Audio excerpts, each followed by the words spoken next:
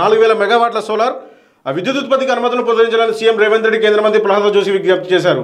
4000 మెగావాట్లకు అనుమతులు ఇచ్చిన కేంద్రం తర్వాత దానిని 1000 మెగావాట్లుగా కుదించనున్నారు. రాష్ట్రంలో మహిళా సంఘాల ద్వారా సోలార్ విద్యుత్పత్తిని తాము ప్రోత్సహిస్తున్నామని చెప్పేసి కేంద్ర మంత్రి వివరించారు. తమ విజ్ఞప్తులపై కేంద్ర మంత్రి సానుకూలంగా స్పందించారు. భేటీ అనంతరం మంత్రి ఉత్తమ్ కుమార్ రెడ్డి మీడియాకు వెల్లడించారు. దాదాపు 1891 కోట్ల బకాయిలు చెల్లించండి, 10 ఏళ్లుగా పెండింగ్ పెట్టారు సీఎం రేవంత్ రెడ్డి. కేంద్ర మంత్రి ప్రహ్లాద్ జోషితో 2 సార్లు చర్చలు, సీఎంఆర్ డెలివరీ టైం పొడిగించండి. సీఎంతో కలిసి చర్చల్లో పాల్గొన్న మంత్రి ఉత్తమ్ కుమార్ రెడ్డి ఈ తెలంగాణకు సంబంధించి 10 ఏళ్లుగా పెండింగ్లో ఉన్న బిల్లుల గురించి దాదాపు 1891 కోట్లను మన కేంద్ర పౌర సరఫరా శాఖ మంత్రికి నిన్న మన సీఎం రేవంత్ రెడ్డి మరియు మంత్రి ఉత్తమ్ కుమార్ రెడ్డి కలిసి వివిధ బడ్జెట్ గురించి డిస్కషన్ చేసి మరియు 1895 కోట్లు అనేది విద్యుత్ సంబంధించింది కానీ మిగతా సంబంధించిన బిల్స్ అనేది పెండింగ్లో ఉన్నాయి. అవి మాకు ఖచ్చితంగా సహకరించాలని చెప్పేసి ఒక మాట చెప్పడం జరిగింది. ఇంకొకటి ఏంటంటే తెలంగాణలో మహిళలకు సంబంధించి సోలార్ ప్లాంట్ మేము వాళ్ళకు జీవనోపాధి కోసం మేము సహకరిస్తున్నాము.